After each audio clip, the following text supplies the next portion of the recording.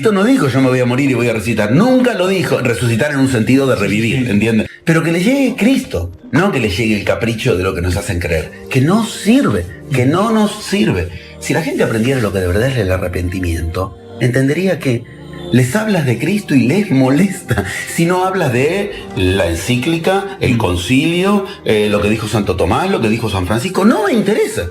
Yo no quiero a la iglesia, yo quiero a Cristo. Y se supone que la gente va a la iglesia para encontrarse con Cristo. Acá está la disyuntiva del inicio de era. ¿De qué hablaba Cristo cuando hablaba de fe? Verdad, amor, arrepentimiento. Cristo nunca habló de fe. Ya sé, la gente habla de la Biblia y me dice, acá dice que Cristo dijo, tu fe te ha salvado. Momento. Ahí dice lo que la iglesia tradujo. Sí, yo te amo, maestro. Pedro, tú me amas, y se volvió tarado. ¿Qué le pasa? Es que están hablando en idiomas distintos, literalmente. En la Mishnah, en la ley judía, está consignado abierta y explícitamente. Si un hombre llega a los 25 años y no tuvo hijos, está ofendiendo a Dios. Punto. Me he pasado 14 años de mi vida leyendo todo lo que sea escrito sagrado de la historia de la humanidad, 14 horas por día. Puedo decirlo con algún conocimiento de todo lo que estudié, practiqué, viajé y vi a los chamanes, los hombres sagrados, y conviví con ellos. Podría decirlo así. Lo más lejano a un cristiano que yo conozco se llama Cristo. Es una manera concreta de empezar. ¿Qué ocurre con la humanidad en este momento? Como en cualquier otro tiempo de 2000 años para acá, si alguien quiere conocer a Cristo, la vía más intuitiva, más directa, más publicitada, se acerca a la iglesia. Ha cometido el error de su vida. Ha cometido el error de su vida. Antes de seguir, me gustaría puntualizar algo que me parece muy interesante. Cuando José Luis habla de esto, está hablando, porque tú eres psicoanalista de base, además de investigador. Sí. Me apasiona cómo fusionas el ocultismo con el psicoanálisis, que para mí es lo mismo. El psicoanálisis es descubrir lo que hay detrás. Entonces, ¿cómo nos quedamos con el concepto de psicoanálisis, Freud, esto, los 4 conceptos que nos venden? Ya sé, eso. Esto otro, pon esto otro. Me gusta como tú... Es que yo partí de ahí. Claro, y como tú tomas, investigas, compruebas y tomas en todo el origen de las enseñanzas, de las religiones, del pensamiento, qué hay en común, qué hay de verdad detrás, dónde está el origen de cada cosa, incluso en la etimología. Yo sé que tú conoces... Ahora vamos a hablar de eso fuertemente. Me fascina también, ¿no? De la historia y de la enseñanza, de qué hablaba de verdad Cristo. Claro, porque quiero desembocar en eso. Claro, porque estamos hablando realmente del inconsciente todo el tiempo. Estamos hablando de lo sutil, desde donde se crea lo que estamos percibiendo. Entonces, estamos hablando del hablar todo el tiempo. Claro. Y Cristo se la pasaba hablando de eso. Claro. Por eso es que trato de separar primero las aguas. O sea, yo empecé así, como lo acabas de ubicar. 30 años atrás, con las herramientas del psicoanálisis, le pregunté, no es un delirio místico, le pregunté metafóricamente a Cristo, dale, dime tu secreto. Mi hipótesis de investigación era, no pudiste haber nacido sobrenatural y que a los humanos nos traigan ese modelo. Yo siempre digo, me parece una broma de pésimo gusto, si a un humano le dice, sigue el modelo de Superman. Yo no puedo seguir el modelo de un tipo, dicho con todo respeto y cariño, que se muere y resucita, que la madre es virgen cuando él nace y qué sé yo. Como humano no me sirve ese modelo. Entonces yo tomé esa hipótesis, puse a Buda, a Cristo, a Lao Tse, a Huiracocha, a Confucio, puse a Sankara, puse a Milarepa en mi diván de analista a escucharlos con mi escucha analítica. Quiero decir, puse sus textos en mi escucha analítica y empecé a descubrir que efectivamente no había por qué creer en fantasmas para seguir a Cristo. Y que todo lo contrario. Cuanto más crees esas cosas de la Madre Virgen, de la voz en el cielo que dice, este es mi hijo en quien tengo complacencia, cuanto más crees eso, más te alejas de Cristo y más te acercas a la iglesia. Y esta es la disyuntiva actual. Y quizá el tema también que he visto que tratas en algún libro, el tema del poder de la creencia, del ser objeto del otro, de decir, bueno, como me han vendido esta idea, no me la toques. Claro. ¿Qué estás diciendo? Esto no es verdad. Es decir, la guerra y religión que lleva a la guerra. Sí. Cuando hablas del sacerdote, del guerrero y del mercader, ¿no? Y señalas que el mercader es al que siempre se oculta. Claro. Está mal visto comerciar, está mal visto cuando el mercader es el que impide la guerra y permite el que las cosas sucedan. Pasa que el mercader sigue leyes ocultas, el guerrero sigue leyes ocultas y el sacerdote sigue leyes ocultas. Si tú desarrollas en ti el sacerdote, el mercader y el guerrero, no lo vas a precisar afuera. Entonces, ¿de qué viven las iglesias? Cuando digo las iglesias no me refiero solo a la católica, ¿no? Obvio. Pero hoy por hoy es parte de las profecías que en la entrada en la nueva era íbamos a chocar contra lo que en iniciación se llama el paso 11, Séfira 11 del árbol de la vida, en la Cábala, Da'at, Séfira oculta, que te vuelve a poner el obstáculo que quisiste soslayar y te lo vuelve a poner delante. El obstáculo se llama eso, la iglesia.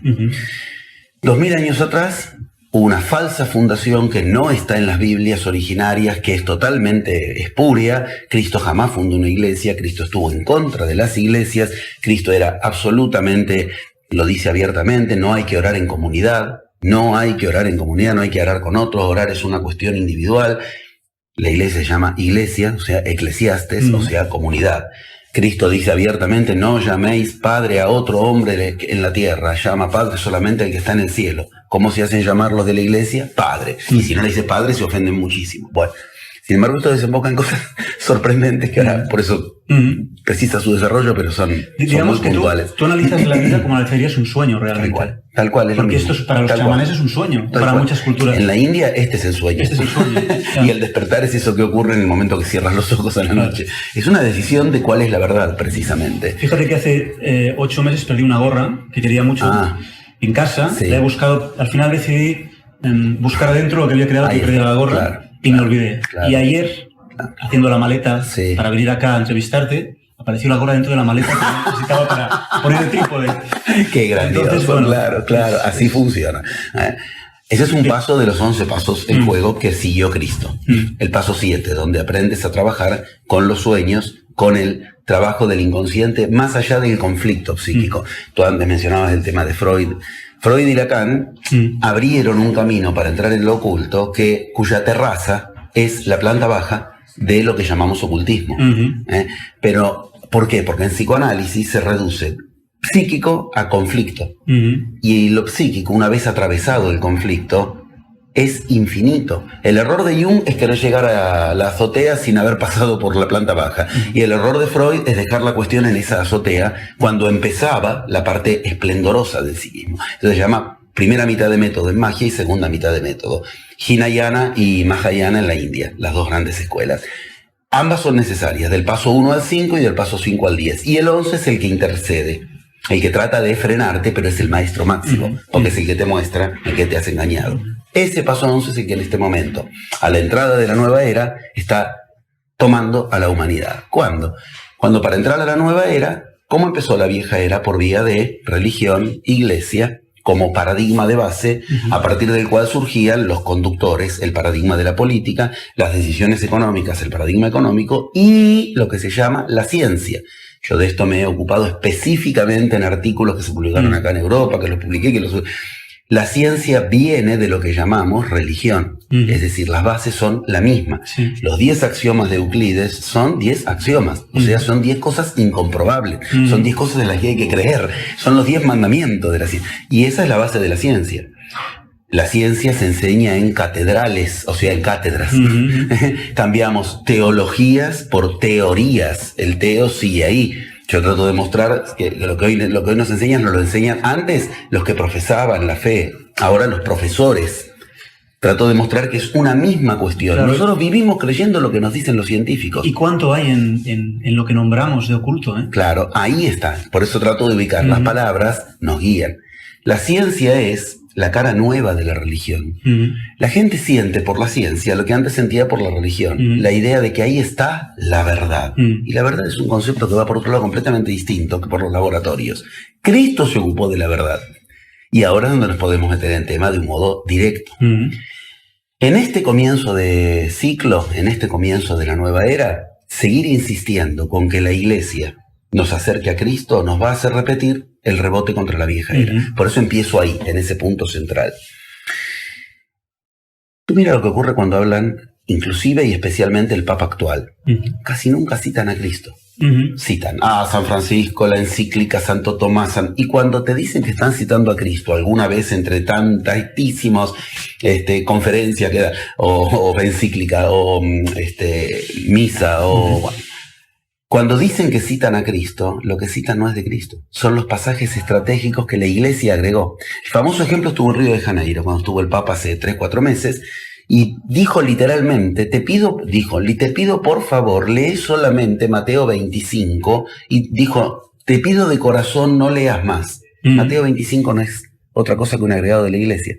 Por eso está solo en Mateo, no está en Lucas, no está en Juan, no está en Marcos, no está en los apócrifos. Bueno, te cita a Cristo una vez cada 10.000 y donde te lo cita casualmente es donde no hay otra cosa que un agregado de la Iglesia. Claro, disculpa que te interrumpa un momentito. Es algo que me impresionó mucho cuando yo había leído ya pues los evangelios, tanto los canónicos como los apócrifos. Además, yo vengo de educación del Opus Dei, así que imagínate el camino que te has pasado. Y, ojo, te enseña mucho también. Sí, aprendí mucho, pero también... El Opus Dei es otro extravío, pero me refiero que ahí sí tuve formación religiosa, con lo cual, cuando empecé a leer lo alternativo a eso, aluciné. Entonces, cuando descubrí tu... Gracias. Muy amable. Aquí algo para... Esta es la magia, ¿ves? Aparece sin pedir. Gracias, muy, muy amable. Pues cuando... Falta ya el trocito de pastel nada más. Muy amable. Muy amable. Pues me fascinó descubrir que lo que tú proponías, lo proponías en base a investigación. Es decir, me fascina cómo propones tomar a Cristo, pero no te bastas con proponerlo y hablar y decir esto lo haremos así. Te interesa primero desgranar los textos y realmente ir a lo histórico, es decir... Y aplicarlo. Exacto, y aplicarlo. Ir a lo que se puede tocar y aplicarlo. Entonces, cuando empiezas a desgranar los momentos en los cuales se ha ido manipulando las Biblias, los concilios, punto por punto, la verdad es que cuando uno escucha con las orejas abiertas, escucha y está abierto de mente, no puede más que ir diciendo, ostras, claro, esto me cuadra. Desde dónde viene Abraham hasta todo, cada paso. Entonces, al final... Creas en lo que creas, desde luego te quedas diciendo, bueno, a mí me han vendido un cuento. Está igual. Esto quizás sería lo que yo desearía cuando los que nos escuchan tengan una creencia muy firme, que no se resistan, que escuchen lo que estamos diciendo y que se dejen llevar y que contemplen esto como un sueño y sientan, porque al final, si buscamos la verdad, ¿por qué creernos lo que nos han vendido si podemos redescubrir algo quizá mejor para nosotros? Bueno, mira, estás partiendo de un concepto en el que machacas y es la clave, es un buen lugar para usar ese término como puerta de entrada, la verdad. Cristo habló de la verdad. Ahora bien, lo que la gente entiende que dice Cristo, cuando Cristo usa las 5 palabras claves que usa Cristo continuamente, fe, que no es una palabra que él use como nosotros pensamos que la usó, verdad, que no es una palabra que él use como nosotros pensamos que la usó. La tremenda concepción que prácticamente hoy es desconocida que tenía Cristo acerca del tiempo. Cristo pensaba el tiempo como se lo pensaba en Grecia y en la India. Y esto es fácilmente demostrable y si quieres lo hablamos de cómo pensar y cómo te enseña a aplicarlo en tu vida eso. Tú mencionabas a Abraham. Abraham es una conjunción de sin brahmanes. Es decir, son los descastados, los brahmanes descastados, con los que Cristo después se fue a encontrar y que tuvo un serio problema biográfico, digamos. En la India casi fue asesinado por los brahmanes. Esto es histórico, porque él no quería darle la enseñanza solo a las castas altas. Lo mismo que después va a hacer con su enseñanza cuando regresa a Israel. El tiempo, la verdad, la fe. El tremendo concepto del que la Iglesia manoseó y vituperió tanto, llamado metanoia, que la Iglesia traduce como arrepentimiento, y que no tiene nada que ver con lo que Cristo ubicaba cuando ubicaba la metanoia, el arrepentimiento. Y el peor, el más escupido, basureado, vomitado y manoseado, el concepto del amor. ¿De qué hablaba Cristo cuando hablaba de fe? Verdad, amor, arrepentimiento, y eso que Cristo pone en el centro y que es totalmente ignorado, llamado el tiempo. Con esos 5 conceptos tenemos perfectamente enmarcado lo que Cristo enseñó. Yo no digo que lo que Cristo enseñó se reduzca a esos conceptos, digo, es el marco. Sin eso, vas a creer que estás leyendo, entendiendo, practicando a Cristo, y lo que estás practicando es lo que los curas te metieron en la cabeza.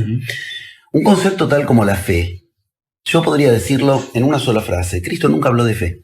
Ya sé, la gente habla de la Biblia y me dice, acá dice que Cristo dijo, tu fe te ha salvado. Momento. Ahí dice lo que la Iglesia tradujo. La base de todo para Cristo es la fe, esto está claro. Sin embargo, cuando Cristo hablaba de fe, hay palabras que yo me he tomado el trabajo de ir a los textos y ver cómo las decía Cristo. Cristo usa la palabra fe de 2 maneras. Ninguna de las 2 se tiene que traducir a lo que hoy entendemos por fe. Pero vamos a algo fácil. Cualquiera que le preguntes, ¿qué entiendes por fe? no dice 3 palabras que inmediatamente usa la palabra prohibida, creencia. Es casi un sinónimo. ¿Qué es la fe? Creer en algo. Ok, eso es todo lo contrario a lo que Cristo entendía cuando hablaba de fe. Quiere decir, yo tengo que tomar partido, voy a seguir a Cristo. Entonces, ¿qué decía Cristo sobre la fe? Pero 2000 años nos han vendido agua podrida, debajo de la cual quedó sumergida la joya que es de lo que hablaba Cristo cuando hablaba de fe. Para Cristo la fe lo concepciona y está ubicado con precisión, porque Cristo, empecemos por recordar, yo lo hago casi como una broma, miren que Cristo no era cristiano. Cristo era hebreo, era judío. Entonces leía el Antiguo Testamento. En el Antiguo Testamento la fe se nombra de un modo particular, que es la emuná. A veces lo vas a encontrar como menuá también. Ok, por etimología distinta. La emuná. La emuná significa literalmente certeza absoluta. La emuná significa literalmente, segunda traducción, verdad. Y la emuná significa literalmente, tercera traducción, matriz. O sea, ¿qué es la fe? Empecemos por el principio. Si vos crees, no tenés fe. Cristo usa la palabra emuná y la otra palabra en griego, que es la más fuerte, la vemos enseguida, y las dos se las traducen igual, fe. Emuná no significa lo que nosotros entendemos por fe.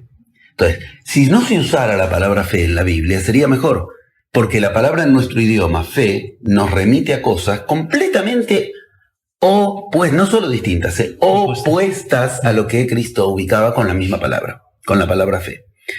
Tener certeza absoluta en lo que estoy diciendo, eso es tener fe. En cambio, a alguien tú le dices, yo tengo fe en que esto va a avanzar. Sí, pero hay que ver, o sea, no hay certeza. Entiendes que en nuestro idioma no tendríamos que usar esa palabra para hablar de lo que hablaba Cristo. El lugar más luminoso al respecto lo tenemos donde Cristo usa la palabra en griego. Cristo hablaba 4 idiomas, comprobado. Tal vez hablaba más. No me meto en esos porque, bueno, hay que ir a tal evangelio, es mucho lío. Pero seguro Cristo hablaba arameo galilaico, que es la lengua de la zona en la que él estaba, hebreo, por ser hebreo, latín. Cristo demostró hablar latín, porque después si quieres lo podemos hablar, es maravilloso y remite directamente al concepto de la verdad. En el juicio de Pilato a Cristo la pregunta es, ¿en qué idioma hablaban entre ellos dos? Consta que hablaron. Ahora bien, ¿en qué idioma hablaban para poder entenderse? Los dos hablaban un idioma en común que es latín. Y un cuarto idioma que Cristo demuestra dominar y no solo hablar, y que muchas veces demuestra pensar en ese idioma, te lo puedo ubicar, y es maravilloso porque te lleva a estos 5 conceptos, que es el griego. El griego era el inglés de aquel tiempo. Más o menos si tú te movías de zona en zona, conociendo un poco de griego, en todos lados ibas a andar bien. ¿Y cuántas palabras se han perdido? A eso me refiero. Ahí bien. Tú lo has dicho. Porque, bueno, ahí tenemos el manoseo del amor. El mismo título sinéidesis del proyecto o del libro es una de las grandes cosas que a mí me impresionó cuando descubrí que cuando se habla de conciencia se habla de sabiduría, de reunión de las ciencias y el saber, y viene de sinéidesis, que es con capacidad de imaginar. ¿Entiendes? ¿Cómo es posible? ¿Entiendes? ¿Cuántas palabras Tú lo estás diciendo con una erudición absoluta. Einstein, el que se supone que más supo de todo lo físico, se la pasó diciéndoselo a todos los de su época. Einstein era ocultista. Einstein, pero esto no es una frase rimbombante, esto es demostrable. El texto que más leía Einstein, según su sobrina, es La doctrina secreta de Blavatsky. O sea, ese era el que él a la noche antes de dormir llenaba de notas marginales y le regalaba a sus colegas. Einstein lo dijo, no aprendí en las universidades, lo que cuando lo decía en los reportajes, yo no lo aprendí en las universidades, estas son cosas que vienen de otro lugar, de imaginación. Es exactamente lo que estás ubicando. Ahora, reubiquemos precisamente la tremenda falta de respeto que se le hizo a lo que Cristo enseñó en nombre de la Iglesia, cuando los términos que él usaba se traducen del hebreo al griego con una liviandad absoluta y de ambos al castellano ya directamente con una ignorancia absoluta. Cristo, cuando usaba la palabra fe, usaba la palabra pistis. Pistis. Yo estuve en Grecia y tengo el honor de decir todavía hoy, en Grecia vas por la calle caminando y los caracteres están puestos en griego, pero también en nuestros caracteres latinos. Y literalmente lo lees, trapezas tes pisteos. Trapezas tes pisteos. ¿Qué significa? Mesa de crédito, lo que nosotros llamaríamos banco. Pisteos, pistis, significa crédito. Todo lo contrario a fe. ¿Qué era el pistis para los griegos? Tener crédito. Tú tienes crédito, entonces puedes hacer tal cosa. Tú tienes crédito. Tener crédito, ganarse un crédito, una dignidad. Lo que para la religión originaria, la del Babalago, la de África, se llama el Olodumare, el hombre que emana dignidad. ¿Entiendes? Que apuntar a tener fe, como una creencia hueca en algo ciego. Y bueno, yo tengo fe que la madre de Cristo era virgen y que murió y resucitó, estupideces totales. Tener fe en eso es lo que se te exige para hacerte creer que estás siguiendo a Cristo. Cristo no te pedía eso. Cristo le dice, tu crédito te ha salvado. Lo cual nos lleva a la siguiente pregunta. ¿Y con qué yo tenía crédito? ¿Con qué logro que mi fe, mi pistis, mi crédito, si fuéramos exactos, me salve? Ahí es donde empieza la enseñanza de Cristo. Cuando Cristo dice literalmente, le preguntan por la dieta y él dice, no es lo que entra por tu boca lo que va a pudrir tu vida, es lo que sale de tu boca lo que va a pudrir tu vida. Está poniendo la atención en con qué tengo pistis o no. Hay una concepción particular que Cristo tiene respecto de, que es la que había en su época y es la que se estudia en iniciación, ¿con qué adquieres crédito en la vida? Hay que tener una palabra verdadera. Eso nos lleva al segundo concepto de Cristo, la verdad. Acá es donde podemos alquilar balcones para aprender de qué hablaba Cristo cuando hablaba de ¿con qué ilumino mi vida? Ilumino mi vida con pistis. Claro, no hay que traducirlo con la fe me va a iluminar por vía de la creencia, porque ya te fuiste a la iglesia. No te fuiste a escuchar a Cristo, te fuiste a escuchar al cura. Y esto es una elección que cada uno tiene que tomar. Yo no estoy opinando, yo estoy diciendo, cuando un cura me dice fe, y cuando Cristo me dijo fe, me están hablando de cosas completamente distintas. Yo me pasé la adolescencia hablando con los curas de estos temas y le escapan, le tienen terror. Mira, por un motivo que ahora te voy a contar, primicia, por un motivo que estos días pasados, este mes pasado y el anterior, desde que asumió este Papa nuevo, tuve que volver a hablar con los curas. Llegué a encontrarme despropósitos tales como el que voy a ubicar ahora. Yo le decía al cura, no, Cristo no dijo eso, y Cristo dijo esto otro, pero Cristo estuvo en tal lugar e hizo tal experiencia. El cura empezaba a cambiar la expresión, no le gustaban. Entonces, ¿dónde dice eso? Entonces le cito, en tal lugar. Ah, pero ese es el Cristo histórico. ¿Perdón? ¿Hay otro? ¿Cómo ese es el Cristo histórico? Me está reconociendo descaradamente que entonces el Cristo que ustedes enseñan en la iglesia no es el... Es como que estamos en España, como que vos me digas, Franco volaba. Y yo te digo, no, Franco no volaba. El Franco histórico no volaba. Es igual de absurdo. Pásalo a Perón, a quien quiera delito, ¿entiendes? Les habla de Cristo, pero de Cristo, no del de la encíclica, no del del ecumenismo. El mismo Papa lo reconoció, la curia es la lepra, lo dijo el Papa. Arréglense con él, estoy de acuerdo. Punto, pero ok. Resulta ser que cuando yo a los curas pongo a prueba lo que estoy ubicando, tratando de que me lo refuten y les cuento estas cosas, les molesta. Les hablas de Cristo y les molesta. Si no hablas de la encíclica, el concilio, lo que dijo Santo Tomás, lo que dijo San Francisco, no me interesa. Yo no quiero a la iglesia, yo quiero a Cristo. Y se supone que la gente va a la iglesia para encontrarse con Cristo. Acá está la disyuntiva del inicio de era. Ahora retomamos, si quieres, el concepto de la verdad, pero sigo por esta vía de la primicia que les decía. Mira, aprovechando lo que en magia se conoce que es el atributo fundamental de la magia, eso que hoy lamentablemente pasamos a llamar en nuestros tiempos casualidad, y lo despreciamos, lo conseguiste por casualidad, ok. Eso sería sinónimo de decir lo conseguiste por lo divino. En la India... Suerte tuviste. Y entonces lo despreciamos.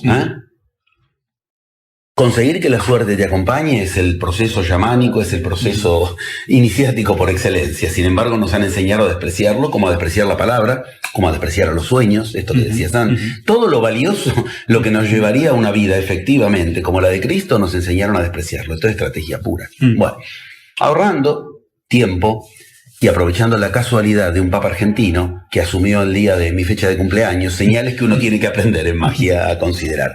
Y que a su vez esa fecha está tremendamente relacionada con la historia verdadera de Cristo, aprovechando estas cuestiones de a poco, mientras iba corrigiendo la desgrabación de la versión en DVD de la historia oculta de Cristo, surge la posibilidad de un contacto directo con el Papa. Me pareció que era la prueba de iniciación con la que mi enseñanza podía mostrarle a la humanidad, quien lo quiera ver, mira, ves, esto es lo que toda la vida enseñó la magia.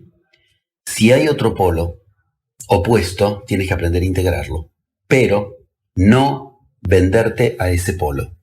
Se llama algo así como el filo de la navaja. Acepté. El 11 de diciembre, o sea, dentro de pocos días, tengo un momento de audiencia concedido con el Papa y le voy a llevar esta investigación. Wow. Quedan dos posibilidades. Que no le dé la más mínima bolilla al Papa, que no le dé el más, lo cual garantiza que a Cristo, a la Iglesia, no le interesa. O que tal vez, pongámonos en una visión optimista, por no decir ingenua, tal vez, supongamos, me quiera rebatir él. Ya que se pasa llamando por teléfono para hablar de San Lorenzo, le lleva la camiseta de San Lorenzo, le lleva para hablar estupideces, parece. Ahora, si vas a hablarle de Cristo, vamos a ver qué pasa.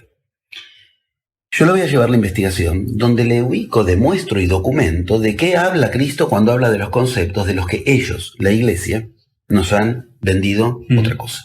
Yo además le grabé un DVD especialmente donde le digo, sencillamente, no quiero otra cosa que aportarle lo que, si usted quizás en sus discursos de los domingos empieza a meter algo de esos conceptos reales de Cristo, por fin la Iglesia entonces podría unir a la humanidad con Cristo, porque en la iniciación aprendes en magia lo mismo que une separa, y lo mismo que separa une. Si la Iglesia separó a la humanidad de Cristo, la Iglesia tiene la posibilidad de que 1.200 millones de personas escuchen que cuando Cristo hablaba de la fe, hablaba en realidad de tal cosa. Y él lo puede decir sin hacer grandes alardes, ir metiendo esas semillitas. Hábilmente, ¿no? ¿Entiendes? Cuando Cristo hablaba de verdad... Para que no tenga un accidente. Bueno, tú lo haces, exactamente. Soy un poco directo y claro. No, pero están las profecías. Claro. Las profecías de Malaquías ubican cómo termina este Papa. Por eso tienen miedo. Y eso es bueno. Porque tuvieron que bajar un poquitín la soberbia. Por algo me dan la entrevista en la audiencia, 2 minutos aunque sea, en medio de, pero porque las profecías le dice y nunca no se cumplieron, siempre se cumplieron, todas las profecías de Malaquías, Garabandal, Fátima, Nostradamus, pero algunas vienen del riñón de la Iglesia, por ejemplo Malaquías mismo y Fátima, les dicen que este Papa va a terminar horrible, que va a ocurrir lo que está ocurriendo, o sea, que primero va a haber todo un entusiasmo que se lo va a volver en contra. Entonces, supongamos que el Papa decide darle una oportunidad a Cristo, de verdad, y terminarla con tanta encíclica de la Iglesia y la historia, que lo que importa es Cristo. Supongamos que sin hacer grandes anuncios, para que no tenga un accidente, como tú mismo dices, etcétera, empieza a contar que Cristo cuando hablaba de fe, en realidad hablaba de tal cosa, que Cristo cuando hablaba de la verdad, hablaba que de 1.200 millones de personas, que son los católicos en el mundo, 8.000 nada más se necesitaría que eso les penetre y que empiecen a investigar por su cuenta. Para tener nueva era, el concepto de masa crítica dice, se necesitan 8.000 personas. Por los 7.000 millones de habitantes, raíz cuadrada del 1%. Es muy realista. Y de verdad, no lo molesto. ¿Entiendes? Le llevo algo que puede ayudar a que la Iglesia tal vez evite esas profecías espantosas con toda humildad. ¿Por qué no? Si yo le estoy llevando algo de lo que él está obligado a hablar, de Cristo, que la terminen con engañar a la gente de una vez por todas, en nombre de Cristo, y para eso, ¿qué se necesita? Reorientar. Tú nombraste antes del psicoanálisis. Lacan en un momento les dice a los de la Internacional Psicoanalítica, la IPA, terminémosla con Melanie Klein, terminémosla con Lowenstein, terminémosla con Ana Freud, terminémosla. Volvamos a Freud, propone. Ok, yo propongo, volvamos a Cristo. Y claro, al origen. Exacto. No nos hace falta San Francisco de Asís para entender a Cristo. No nos hace falta un papa que nos venga. Nos hace falta escuchar a Cristo. Pero para eso hay que entrar en estas cuestiones. Mi investigación intenta contarle a la gente qué dijo Cristo. Y lo más interesante, lo que dijo Cristo es lo mismo que dijeron todos los iniciados que estudiaron lo que la Iglesia decretó que era maldito, que era del diablo, magia. Hace poco salió a la luz, afortunadamente, ya no solo los textos que nadie lee, sino algo sumamente impactante. En Alejandría se encontró un jarro de la época de Cristo, de los lugares donde estuvo Cristo. O sea, hasta podríamos pensar que tal vez era un jarro de Cristo. ¿Por qué? Porque el jarro tiene un grabado que dice Cristo de Gostáis, Cristos de Gostáis, Cristos de Gostáis, como si tú le pones tu nombre a la tacita. Cristo de Gostáis. Cristos de Gostáis significa Cristo el mago. O sea, en su época lo conocían como el mago. Si tú en la iglesia quieres hablar de magia, te excomulgan. Yo le voy a ir a la iglesia a hablar de magia. Mira la seguridad que tenemos en lo que hemos investigado.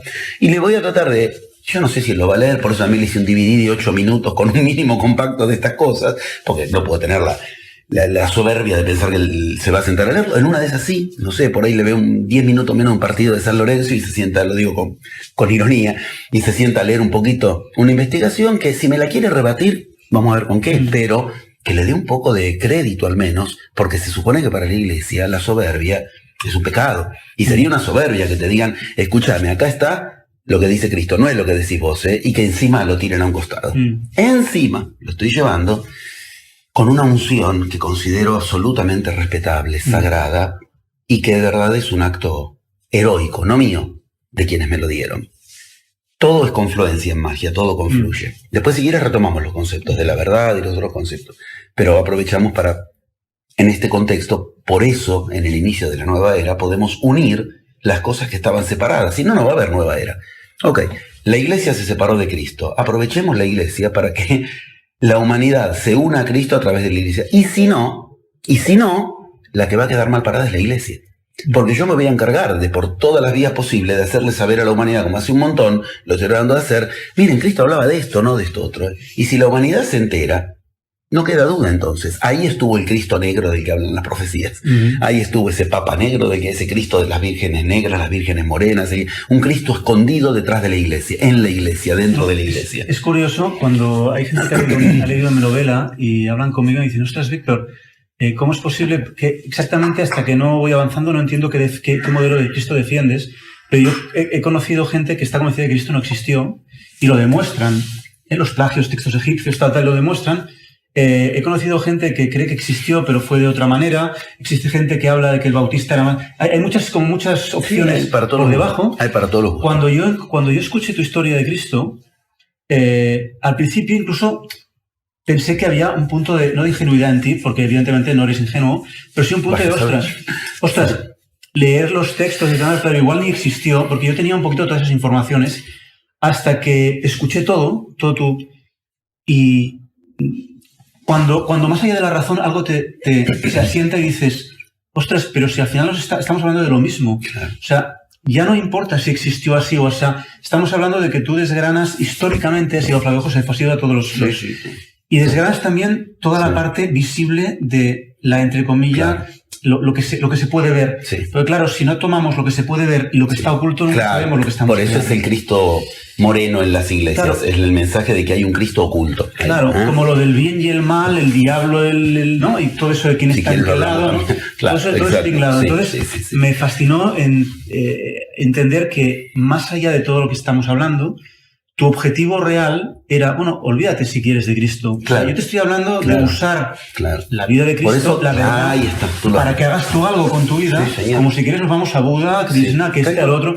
Tal cual, vas a encontrar la misma enseñanza. Si no quieres considerar a Cristo porque no sabes si existió o no, ok, te vas a Buda, no tienes duda de que existió, te vas a encontrar con lo mismo. Estos 5 conceptos de los que estábamos ubicando. Porque estás hablando de magia. Que son 4 conceptos y uno que engloba a todos en realidad. Claro, estás hablando de magia y hay gente que me pregunta, pero Víctor, es que esto de la magia, esto es el esoterismo. Digo, mira, cuando tú escuchas a José Luis, cuando habla gente que está intentando mostrar de otra forma lo que hablamos como magia, si la magia es la ciencia que interactúa con el inconsciente, es la ciencia que sabe tal cual usar el inconsciente para generar algo en la realidad, si al final estamos hablando a Cristo le llevaban, bueno, ok, vamos primero por partes, me parecen cosas muy serias las que estás ubicando, no las quiero pasar por alto. Por eso me encargué yo primero de la historia oculta de Cristo y después la enseñanza oculta de Cristo, como para demostrarles a quienes quieran conocer el tema, no desde la versión de la Iglesia, que sí, que hay motivos para entender que Cristo histórico existió. O sea, primero hablo de la historia oculta, la vida de él, y entonces la enseñanza. Pero en realidad lo que tú dices está perfectamente así. A Cristo no le interesaba, no daba a conocer su vida. No le interesaba, él se alejaba de las multitudes, eso está en la Biblia. No es que él interactuaba mucho con la gente, porque él quería que conozcan su enseñanza. De todos modos, eso no significa que, y si fuera así lo diría, no veo por qué no, que la investigación me llevó a ver que hay dudas de que el Cristo histórico haya existido. No, todo lo contrario. Entonces, ¿qué hice? Primero traté de ubicar todo lo que hace a la vida de Cristo, quién fue el padre, quién fue la madre, su hermano, los testimonios de que efectivamente pasaba por tal lugar, ocurría tal cosa. La parte biográfica. Pero esto es lo que hizo que me hagan esa entrevista con el Papa que vamos a tener ahora. Si cumplen su palabra. Ya me enviaron la carta de que tengo fecha. Justo el 11, mira, los 11 pasos de la magia lo eligieron ellos, de casualidades, son señales. Esto, ¿por qué? Porque cuando se investiga históricamente a Cristo, en general, lo que termina dándote es un modelo asqueroso, una momia, disecado, es un tipo como cualquier otro, ¿me entiendes? No es así. Eso es lo que a mí me fascinó, que cuanto más yo investigaba el Cristo histórico, más me acercaba a la magia. Ahí quería llegar. Eso. La magia que hoy en día se usa para todo sin que nos demos cuenta, ¿no? Porque esto es un mundo de magia. No son lectores sonando en el vacío. La publicidad usa la magia para ahora, tú dile a la gente. Generar desde el inconsciente dile a la una gente reacción, ¿no? que utilice la magia, no tiene idea. No. ¿Entiendes? Está en todos lados. Y no la quieren, y no la admiten. Esto es lo que los mayas no llamaron, pero vivieron como el barco invisible. ¿Viste la historia de que todos veían y nadie vio el barco del conquistador porque en su cultura eso no se veía? Acá estamos, todo el mundo ve la magia, pero es el barco invisible, nadie la ve. Todo el mundo está ante la magia para ser más grande, pero nadie la ve. Tienes que cambiar de paradigma para verlo, que es lo que ocurrió con el chamán. El chamán un día a los mayas le dijo: algo nos está por atacar, porque veía desde otro paradigma. Claro. Okay. Con lo cual Cristo el mago. Cristois de goistais. Esto es fundamental, porque el Cristo histórico es taumaturgo, es mago, son nombres distintos con los que se lo conocían. De hecho, dice la Biblia que la gente le traía multitudes para que él los cure como un taumaturgo, como un mago. O sea, no hay duda, el Cristo histórico, si hoy viniera Cristo, no reconocería en la iglesia a su enseñanza, pero ni parecida. Una iglesia que el domingo pasado, es tremendo, a mí me da vergüenza ajena lo que voy a decir. El Papa sale a hacer su alocución al pueblo, 30.000 personas, y les reparte una cajita que dice misericordina, la cura todos los males. A mí me daría vergüenza. Si yo a la gente en mi plenario le digo, magiquina, toma. Esa estupidez es la que nos van a ofrecer para iniciar la nueva era. Está bien, uno puede decir tener un poco de humor, sí, pero detrás de eso no hay algo consistente.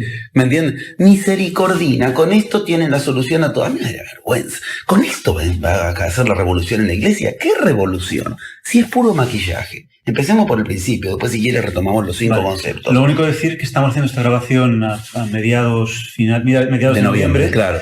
Sí. No sé si cuando salga ya habrás tenido audiencia o no, si te lo habrán concedido. Si no me encuentran, busquen en las catacumbas del Vaticano, al lado de Galileo, ahí está agarrado con una... Ahí está. Pero seguro que sí. Pero a tiempo estamos mandando la cápsula en este caso. Bueno, digo... Se supone que este Papa quiere hacer una revolución en la iglesia. Ok, dale 3 conceptos y ya se evidencia que lo que está haciendo es más de lo mismo. Primero y principal. Esto poca gente tal vez lo tiene en cuenta, o hasta poca gente tal vez lo sabe, porque después se mandaron un contubernio espantoso. 3 días antes de que asuma el Papa actual, o sea, el 10 de marzo, cuando estaban en plenos concilios todavía, le preguntan a Spadaro. ¿Quién es Spadaro? El divulgador de los jesuitas. El Papa es jesuita. El director de la revista de los jesuitas. Estamos hablando de una autoridad. Le preguntan, bueno, en el concilio, en una nota que le hacen, en el concilio hay por segunda vez un jesuita, le preguntan, refiriéndose a Bergoglio. ¿Qué probabilidades le ve de que sea Papa? La respuesta fue tremenda, se le volvió en contra. 0 posibilidad, dijo. Porque un jesuita tiene prohibido ser cargo jerárquico en la iglesia. Cuando el jesuita se recibe de jesuita, por decirlo así, tiene que hacer 3 votos. Votos, si es varón, lo siguiente, si es mujer, voto de castidad, voto de pobreza y voto de que jamás va a ocupar un cargo jerárquico en la iglesia. O sea, el tipo sube de entrada mancillando su palabra. Cristo enseñó todo lo contrario. Cristo enseñó a tener pistis, a tener crédito. Yo no puedo tener crédito si mi palabra no es verdadera. De entrada, basta el primer actito nomás, sin entrar en si es masón, si no es masón, signos que hay. Okay. Esto es concreto. Claro, después de esto, ¿qué pasó? Se le volvió tan en contra que a los 2 meses lo recibió a Spadaro y le dio una nota como de 6 horas donde más o menos trataron de maquillar las cosas, pero la primera nota existe y yo te la estoy citando. Spadaro el 10 de marzo dijo eso, que era el motivo por el que la vez anterior lo iban a elegir a Bergoglio y no se produjo eso. Okay. Tú hablas mucho de la iniciación, de que el iniciado lo primero que aprende es a cumplir lo que nombra, si no lo nombra. Eso significa magia. Abracadabra, averajetabar. Yo creo la realidad con mi palabra. Dabar, abracadabra. Dabar es una palabra hebrea. con conjunción con otras raíces, pero bueno, la parte más fuerte de esto es la hebrea, y dabar significa al mismo tiempo palabra y cosa. O sea, mi palabra y la cosa que nombro no pueden ser diferentes. Si yo digo voy a hacer algo, tengo que hacer esa cosa. Si yo digo no voy a tener cargos jerárquicos en la iglesia, no puedo después hacer otra cosa, porque entonces no estoy siguiendo a Cristo, no estoy siguiendo la palabra verdadera. Después retomamos en el concepto de verdad, habíamos ubicado el de la fe. Pero quería mencionarte, si te parece bien, un par de cuestiones más que ya vienen demostrando que estamos ante, lamentablemente, lo digo de verdad, porque encima que el tipo sea argentino hasta me podía facilitar las cosas, ¿me entiendes? Porque siempre es más fácil contactarse. Pero digo, estamos ante un papa más de más de lo mismo, no una revolución. Una revolución de maquillaje es la que está proponiendo. Mira lo que pasa. Asume, y se supone que un jesuita había hecho voto de castidad, voto de pobreza y voto de humildad, o sea, de que nunca pueden tener un cargo jerárquico. Asume. Lo primero que tendría que haber hecho para ser fiel a su dabar, a su palabra, es renuncio al absurdo absoluto que inventó la Iglesia llamado el pecado de soberbia por excelencia, la infalibilidad del Papa. Un Papa no puede ser jesuita y creerse infalible. Es como que digamos, yo soy militar y no creo en la guerra. No, un momento. Hay algo que está mal. Yo juré defender con las armas a mi patria. No puedo decir yo no quiero armas. Juraste. Okay. El tipo no renunció al concepto de infalibilidad del Papa. Es terrible, la gente tal vez lo perdió de vista, pero el Papa es infalible por decreto. O sea, si el Papa dice los humanos tenemos 3 brazos, de ahí en más hay que creer que los humanos tenemos, porque lo dijo el Papa, es todo lo, no renunció a eso, ya sé. Detrás de eso están los listillos. No renunció José Luis porque no te das cuenta que es una estrategia, porque mientras él mantenga la infalibilidad, cualquier cosa que él diga la van a tener que cumplir. ¿Y por qué no hizo entonces que cumplan lo que él se comprometió que iban a hacer? ¿Qué fue lo que dijo en el primer discurso cuando salió ante la plaza de Roma? ¿Qué más quisiera yo que una iglesia pobreta, la iglesia pobre? ¿Y ahora qué te impide hacerlo? Sos infalible, querido. Si tú das un decreto de, desde hoy la iglesia cede sus bienes, vengan todos los pobres del mundo a hacer fila en la Piazza San Pedro y yo les voy a regalar a cada uno lo que le corresponde, le tienen que aceptar, porque él es infalible. No donó un banco de iglesia el muchacho. No donó nada. No donó, ya hace un año casi que está. No donó nada. La iglesia sigue teniendo y peor.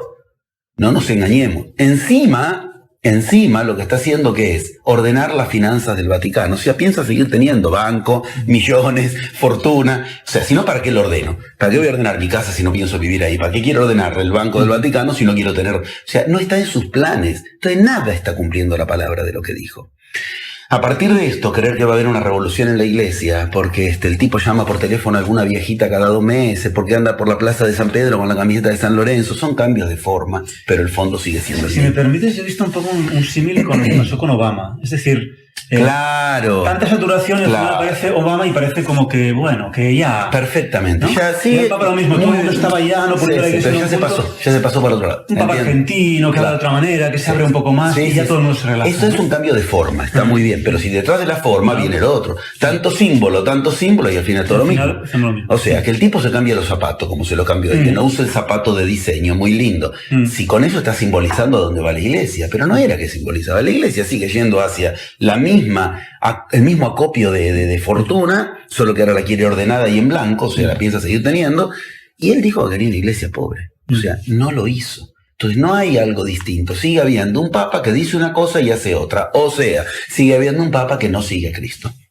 Retomando el tema. Ahí tenemos el concepto de la verdad, lo que antes ubicábamos. La verdad para Cristo no tiene nada que ver con lo que hoy entendemos como verdad. Porque la verdad es un concepto inventado por los griegos. Empecemos por ahí. O sea, lo que inventaron la verdad como concepto son los griegos. Y la verdad se traduce en una de sus vías por esta emuná de la que hablábamos antes. Una de las 3 traducciones es verdad. Pero además hay otro concepto de la verdad, que es la que Cristo da en ese parágrafo, que es un curso de magia en 2 renglones. Cuando Cristo en Juan dice, conoceréis la verdad y la verdad os hará libres. Grandioso, pero inaplicable en nuestro idioma. Si nos la dejan así. Porque Cristo usó 2 palabras distintas en ese párrafo. Conoceréis la verdad no era la misma palabra que la verdad en el segundo párrafo. Entonces, si tú la quieres aplicar, dices, acá atrás me di cuenta que hay una sabiduría enorme, pero no la puedo aplicar. ¿Por qué? Porque cuando Cristo hablaba de eso, el concepto de verdad que él enseñaba era el que en su época se hablaba y el que él aprendió, y con el que se hablaba y con el que en la Biblia está. está en dos idiomas distintos si te vas a buscar. Como lo dijo Cristo. Cristo dijo, conoceréis la aletheia y la emuná os hará libres. A nosotros nos tradujeron las dos palabras como verdad. Y Cristo no dijo eso, porque habían concepciones distintas de la verdad. La aletheia, ¿qué significa? Todo esto que tú has dicho de entrada. Una verdad oculta en la palabra que hay que sacar a la luz. ¿Ves que es un curso de magia? ¿Qué es verdad? La aletheia. Aletheia significa verdad oculta que debe salir a la luz. Verdad que se desoculta. Emuná es la verdad que tú estableces. Tú tienes que decidir entonces qué es verdad. Esa te libera, pero primero tienes que conocer la que está oculta. Ya ahí tenemos dos conceptos de verdad en un mismo párrafo. El tipo no era un improvisado. Si el muchacho dijo, conoceréis la emuná, la aletheia, y la emuná os hará libre, si él lo hubiera querido decir de otra manera, nada se lo impedía. Esa es la enseñanza que si uno empieza a seguirlo, las raíces te llevan directamente a tu iniciación. Y entonces vienen las preguntas, ¿y cómo hago para conocer la verdad oculta en mí? Empiezas a preguntarte cosas que ya son iniciáticas, las mismas que le preguntaba Buda a sus discípulos. ¿Quién mueve tu lengua cuando tú hablas? Preguntaba por la aletheia, lo que en términos griegos sería la aletheia. Pero encima hay un tercer concepto de verdad que Cristo también demostró manejar. Hoy a la gente le dices, ¿querés seguir a Cristo? Sigue esta frase, conoceréis la verdad y la verdad os hará libre. Y la gente se cree que con lo que la iglesia le dijo que es la verdad, ¿qué es la verdad? No mentir. Sí. Entonces la gente cree, y yo no miento, pero igual no me hago libre. Claro, Cristo se equivocó entonces. Entonces necesito que venga la encíclica a resolverme el error. No, señor, no es así. Cristo ubicaba ese elemento donde la verdad es un concepto extremadamente iniciático, preciso, poderoso, y que él no encuentra una manera de decirlo en un solo idioma. Por eso en el mismo párrafo tiene que ubicar dos vertientes. Pero hay una tercera vertiente, a la que Cristo se superaferra en el momento más duro y difícil de su vida. Antes lo hablábamos, en el juicio ante Pilatos. El juicio ante Pilatos no está en ningún lado, está en dos lugares nada más, me refiero. No está en Marco, no está en Mateo, no está en Lucas. No, nadie sabe lo que pasó ahí adentro cuando hablaba, excepto Juan. Porque Juan era gnóstico, igual que Cristo. Entonces pudo entrar. Como él tenía contacto por vía del Sanedrín, pudo entrar. Entonces Juan relata lo que pasó. Pero muy poca gente sabe que donde se calla Juan hay otro apócrifo que cuenta lo que pasó ahí. El momento más inentendible de por qué Juan no nos cuenta qué pasó. Es el momento donde termina el diálogo entre Pilato y Cristo. Como decíamos, hay testimonio de que hablaron en latín. Y en latín lo sabemos por qué. Cada cosa de estas llevan tantos datos. Hay un acta que se llama las actas de Nicodemo. A esa me refiero. Nicodemo era algo así como, por decirlo fácil, el traductor del hebreo al latín para Pilato. Era el tipo que sabía hebreo, sabía latín, y al que le preguntaba a Pilato cuando escuchaba que los judíos conspiraban con cosas raras. Por ejemplo, cuando entra Cristo en Jerusalén, todos gritan, Hosana, Hosana. La gente se cree que Hosana, Hosana es un grito de guerra. Hosana es libéranos, libéranos. Y lo decían con la... A mí me da tanta ternura, pero al mismo tiempo tanta bronca. Cuando los ves los domingos de Ramos, con el ramito de oliva en la mano, a la viejita en la isla, Hosana en las alturas. Qué papel de ridículo. No tiene nada que ver. Lo que tenían en la mano, dice la Biblia, era un calpá, y calpá es... ¿Viste las palmeras? Eso, era un machete en la mano. Hosana, libéranos, libéranos, no tiene nada que ver con Livia Hosana. Entonces, Pilato lo escucha y se da cuenta que le están conspirando porque Pilato era cualquier cosa menos tonto, aunque en la Biblia tratan de pasarlo como que se hace el... No, señor, Pilato era un tipo de cuidado y no era el que se lavaba las manitos, como lo quisieron hacer creer para hacer quedar bien a Roma, porque la iglesia está en Roma. No, señor. Y Pilato a quien le pregunta es a Nicodemo. ¿Qué dicen cuando dice Hosana? Entonces, esto da testimonio de que Nicodemo conocía lo que hablaban entre el hebreo y el latín. Y en las actas de Nicodemo está la continuación, por lo tanto, Nicodemo como traductor y como escriba de lo que ocurría, tomó nota de lo que pasó. ¿Cuándo? Cuando se remite al tercer concepto de la verdad. Cristo ahí usa la verdad en una tercera vertiente que a nosotros no nos llegó. Igual que no nos llegó la diferencia entre aletheia y emuná, no nos llegó ese momento crucial, cuando Pilatos le pregunta, quid veritas est? ¿Qué es la verdad?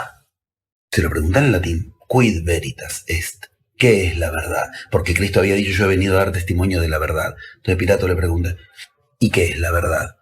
Según Juan, Cristo no respondió.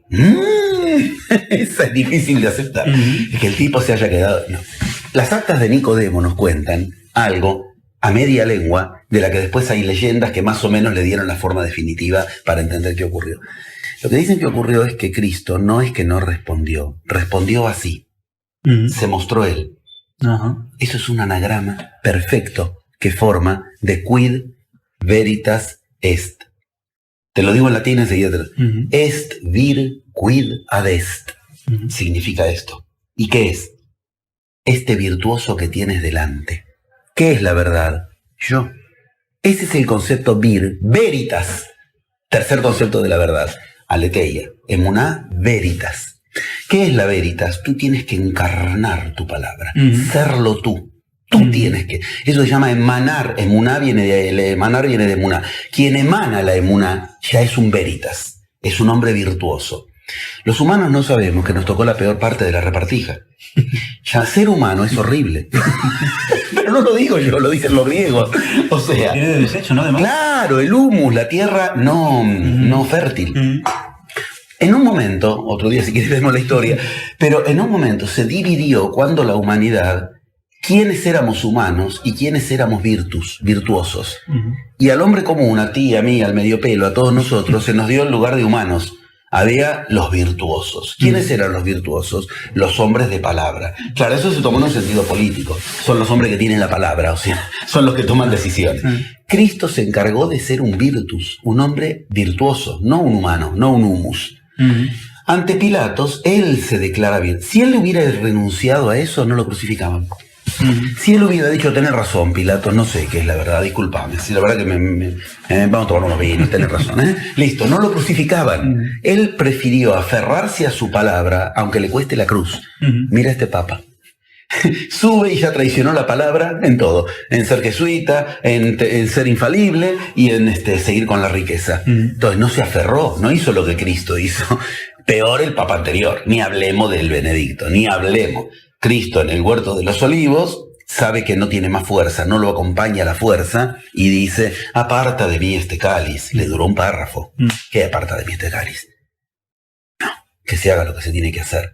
El anterior, no tengo más fuerza, renuncio. ¿Vos renunciás?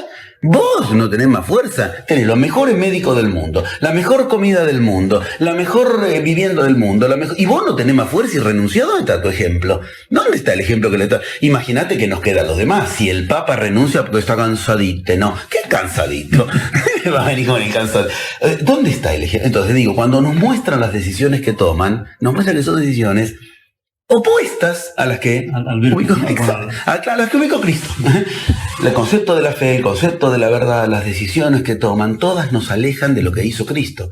Ahora bien, eso la misma iglesia lo puede empezar a resolver si nos empieza a contar algunas cosas que la gente no conoce, pero que son las del verdadero Cristo. Y que ni siquiera hace falta que declaren mucho, andar pidiéndole disculpas como con Galileo, qué sé yo, a la humanidad. Si lo hace con inteligencia, y el Papa inteligente demostró ser, eso no hay duda, puede hasta, sin hacer demasiado lío, ayudar a que de verdad la iglesia no termine tan mal como Malaquías dice, pero lo que pasa con la iglesia es cosa de la iglesia, ayudar de verdad a la humanidad a que se acerque a Cristo. No te olvides que detrás de eso está la amenaza del Pedro Negro, que es la profecía de Malaquías, o sea, el descendiente directo de Cristo, que el día que decida, es un inepto, quiero que no se depositen esperanzas al respecto, es un inepto, otro que hizo de eso una cuestión política, pero a la humanidad le va a impactar mucho si se entera a nivel masivo que el tipo saca los documentos a relucir de yo soy descendiente, soy el hijo de Cristo, por decir el retorno de Cristo, el hijo del hijo de la humanidad no le queda otra, nos engañaron 2000 años, pero lo peor es que después deposite la esperanza en eso. Porque, ¿entiendes? Es peor el remedio que la enfermedad. Es curioso que el otro día leía, no sé si es cierto o no, que un heraldista de aquí de la Generalitat, además, o sea, un hombre muy oficial, que toca solo temas oficialistas, y él decía que el rey de España viene de Gengis Khan. ¿Había? De Gengis Khan, sí, lo tiene clarísimo, lo tiene ahí. Sí, señor, claro que sí. Sí. ¿Será posible? Claro. Bueno, mira, y al final de cuentas, ya que nombras esto, ¿no? Una vez ocurrió. Creíamos que jamás iba a ocurrir que se podía hacer algo distinto que estar bajo la monarquía. Y se cambió y bueno, estamos bajo la democracia. No es que No es que uno pueda decir, no ocurrió. Ok, ¿por qué no puede ocurrir lo mismo con la iglesia? Claro. ¿Me entiendes? De una monarquía, pero democracia no es un cura que toma mate. Democratizar a Cristo. ¿Y qué es democratizar a Cristo? Que le llegue a todos, pero que le llegue Cristo, no que le llegue el capricho de lo que nos hacen creer, que no sirve, que no nos sirve. Si la gente aprendiera lo que de verdad es el arrepentimiento, entendería que es una técnica, y esa técnica no tiene nada que ver con hablar ante un cura y que te perdone. Es una técnica gnóstica, se llama metanoia, sigue 3 pasos y eso es lo que enseñaba Cristo. Mira, cuando Cristo se estaba por ir, si quieres después hablamos del tema, pero no vamos a decir cuando resucitó, porque la iglesia se encargó de hacernos creer que resucitar significa murió y resucitar significa volver a despertar.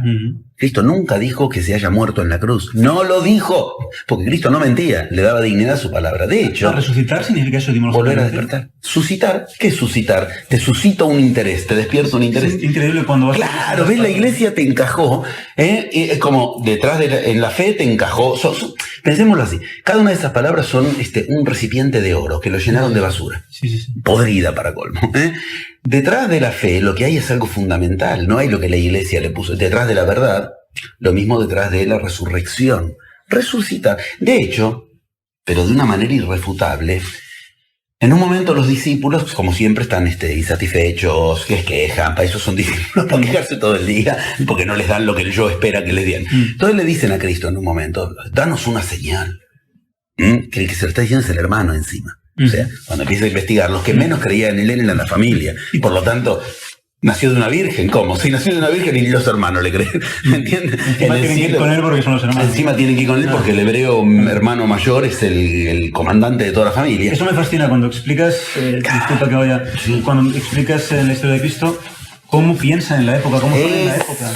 Claro, porque no es como ahora. Claro, tienen otra forma. Exactamente. Además de que es otra cultura. Mira, hay un momento en que Cristo, esta palabra... Es imposible que Cristo no tuviera hijos. No, lo hubieran consignado. Claro. Es tan raro como que un papa tenga hijos. Claro. Si para un hebreo era un pecado no tener hijos. En la Mishnah, en la ley judía, está consignado abierta y explícitamente. Si un hombre llega a los 25 años y no tuvo hijos, está ofendiendo a Dios. Punto. No es opinable. Y un rabí, más aún. Y un rabí del que encima se le decía raboni, o sea, rabí por encima de los demás rabinos. Después viene el juego de bar rabí, bar hijo, rabí, sacerdote, barrabás, que no hay duda de que entonces tuvo un hijo, todos esos simbolismos que están todos desentrañados ahí en la historia oculta de Cristo. Pero a donde iba con esta cuestión, en el momento en el que se produce la metanoia, el arrepentimiento fundamental, Cristo baja otra vez a hablar con los discípulos. Claro, uno dice baja y se imagina baja de la cruz porque había muerte. No, señor. Ahí todo está ubicado. Por eso me encargué todo de hallarlos y me lleva a cada uno de estos temas maravillosos. Me gusta demasiado y no quiero abundar en detalles, pero hay que entender algo. Cuando a Cristo le habían pedido los hermanos una señal porque no creían en él, lo dice claramente, te hablo de la canónica, no te hablo de la Biblia apócrifa, alguno de los apócrifos. Lo dice literalmente, ni sus hermanos creían en él. Entonces no habían visto una madre virgen. Ok, todo eso queda descartado de entrada. Pero dice que le pidieron una prueba. Danos una prueba. Y él le responde, ¿quieren una prueba? Tendrás la señal de Jonás. Ok, claro, la gente lee eso y sigue de largo. Vamos a investigar. ¿Cuál es la señal que dijo Cristo que él iba a dar como señal? Jonás. ¿Jonás quién fue? Jonás fue un personaje del Antiguo Testamento que estuvo 3 días adentro de la panza de una ballena y salió porque la ballena lo vomitó. Adentro, ¿cómo estuvo? Vivo. Claro. Cristo no mintió. Cristo no dijo yo me voy a morir y voy a resucitar. Nunca lo dijo. Resucitar en un sentido de revivir, ¿entiendes? Y de hecho el tipo fue tan honesto que les dijo, tendréis la señal de Jonás. Cambia la ballena por la caverna a la que lo llevaron y entiendes todo. Cristo estuvo 3 días como Jonás adentro de la ballena, vivo, restableciéndose, los esenios lo restablecieron, por eso dice la Biblia abiertamente, llevaban 45 kilos de aloe y mirra. ¿Para qué necesita 45 kilos de aloe y mirra si adentro hay un muerto? Claro, los ángeles en blancos, ¿no? Los esenios se vestían de él. Igual, el aloe y el mirra son altamente curadores. ¿Para qué voy a llevar curadores ante un muerto? Son curativos, son medicinales. ¿No entiendes? Si llevaron eso y 45 kilos, además no era todo aloe y mirra, porque después con qué corrían la piedra. Y dicen que hubo una gran explosión, un temblor. Porque aparte de 45 kilos tenés para resucitar un ejército, más o menos. Digo, bueno, ok, pero eran medicinas, no eran selladores de lo que se usa con los cadáveres que los sellan. No. Bueno, ok, entonces entendamos. Cristo se vuelve a encontrar con sus discípulos después de la cruz y ficción. Yo lo digo así siempre. La cruz y ficción de Jesucristo. Entendamos que ahí tuvo toda una ficción. Me gusta el juego de palabras. Es maravilloso, hay que escucharlo. ¿Por qué eligieron esa palabra, no? Solo hay que escucharlo. Después de la cruz y ficción, Cristo se vuelve a encontrar con sus discípulos. Y vio que sus discípulos, como casi siempre ocurre, habían entendido lo que quisieron, de lo que les interesó. De hecho, en Getsemaní, cuando lo vienen a apresar, queda claro, y les dice, oren por mí un rato, y vuelve y estaban dormidos. O sea, hay que entender que no era tanto milagro, tan convincente como nos hace creer la iglesia, porque ya ves, los hermanos no creían en él, los discípulos se le duermen cuando más los necesita. O sea, entendamos que hay ahí otra iniciación, no la que nos quiere hacer creer la iglesia. Bueno, sin embargo, cuando ve que no habían seguido lo que le enseñó, se toma como de un salvavidas. Lo último que te puedo decir, me voy a ir a la India. Digo, la concepción de la cosmovisión era, se iba a la India, no los iba a ver más, se iba a encontrar con otro que él no sabía que se iba a encontrar, Pablo. El encuentro, Pablo lo dice con claridad. Esto me lo dijo Cristo, se lo dijo en una visión. Todo esto está... todo está manipulado. Sí, absolutamente. Y lo hemos decodificado punto por punto. Está todo detallado en la historia oculta de Cristo. Ahora, cuando no sabe qué más decirle, porque ve que no le entendieron nada, la mayoría de sus discípulos les dice un solo concepto. Les dice, bueno, ved y predicad el arrepentimiento en mi nombre. Como que ya no me entendiste nada, por lo menos esto. O sea, quiero que se entienda. El arrepentimiento es algo tan importante para Cristo que cuando no sabe a qué recurrir para dejarles un legado de enseñanza, el manotón de ahogado que busca es, bueno, el arrepentimiento en mi nombre. Lo identificamos mucho aquí con la culpa, ¿no? Eso, culpa, confesión, entonces ya es iglesia. Okay.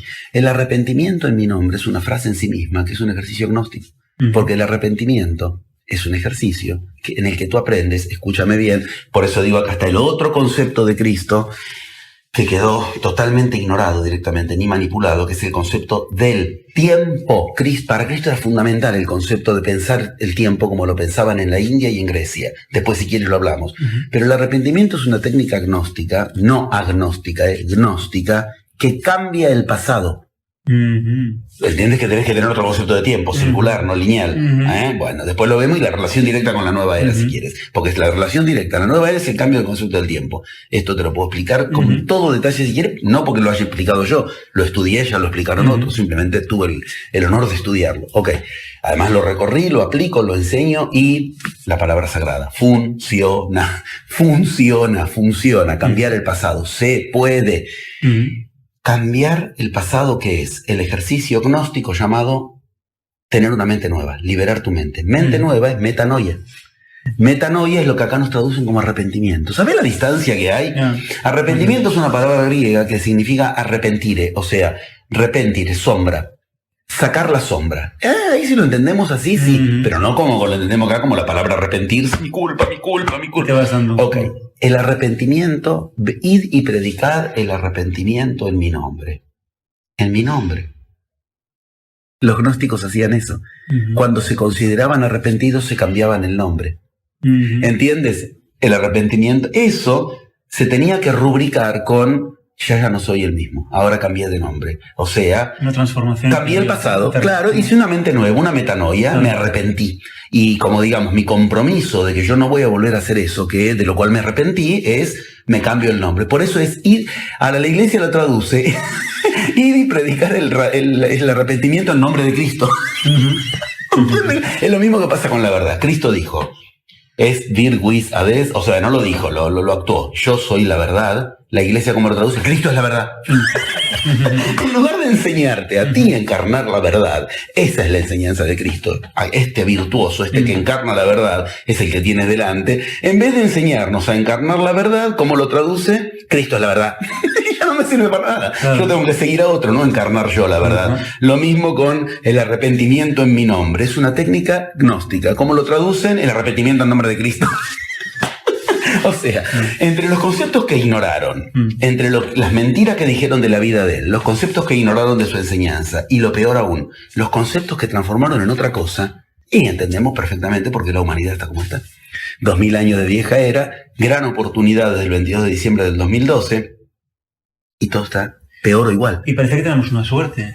Gracias por lo menos a lo que tú has investigado en este libro que vas a sacar ahora, o en la historia de la cultura de Cristo, se ve bastante claro. Tenemos una suerte que al menos Cristo sí era un iniciado, como otros muchos otros, que propone una posibilidad al humano. Tal cual. Mira, ¿no? Ahí humano. Se relaciona con el otro tema, el que te iba a decir antes, la primicia, además.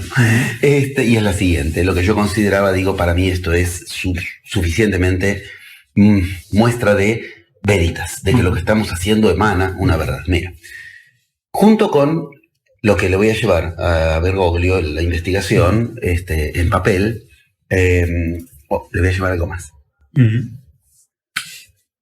22 de diciembre del 2012, inicio de nueva era. Yo tuve el honor de ser invitado por una sacerdotisa maya, Naquín, a una unión mundial que hizo de lo que ella llamó Maestros de la Sabiduría, en el que tuve el honor de ser invitado. Estuve entre los 103 maestros haciendo el ritual en la noche del 21 al 22 de diciembre en Mérida, donde fuimos a hacer un ritual y con un montón de gente. Fue una noche que había que hacer eso y en ese lugar, en la pirámide de Mérida. Diciembre, en Uxmal. Ahora se cumple un año dentro de pocas semanas. Exactamente. Estuvimos toda la noche ahí. Bien. Al amanecer, en el momento donde más había que hacer el ritual, cuando entrara el primer rayo de plasma que se inauguraba la nueva era, las esfinges se presentaron. Esto lo enseña la magia. Cuando viene lo valioso, empezaron los guardias del parque a sacar a todo el mundo. Era el momento en que todo lo que habíamos hecho era preparativo para ese momento. Bueno, aprovechamos los que de verdad, digamos así, sabíamos lo que estábamos haciendo ahí, no un ritual de cáscaras de New Age, sino de verdad, sabíamos que ese era el momento y que no nos podíamos ir ahí, si no todo lo que habíamos hecho no servía para nada. Aprovecho que mientras los guardias sacaban la gente de mi escuela que viajó de todo el mundo para ir ahí, venga, aprovechemos ahora, mientras se distraen. Nos quedamos al lado de la pirámide y ahí hacemos el ritual. Un grupito chiquitito bien. Estábamos ahí, tengo las fotos, están las fotos, se pueden ver en la página, y se me acerca alguien que sabía muy bien que ese era el momento y por lo tanto no se había ido, quiere decir, sabía que ese era el momento. ¿Quién era? Un sacerdote quero. Yo estuve con los queros 11 años atrás. Sí. Me vinieron a buscar en la Plaza de Armas de Cusco, allá en muchas notas lo he contado esto para no perder tiempo, pero que ahí. Uno de ellos, que me recibió en Cusco, estaba ahí ese día. Y me reconoció y se acercó.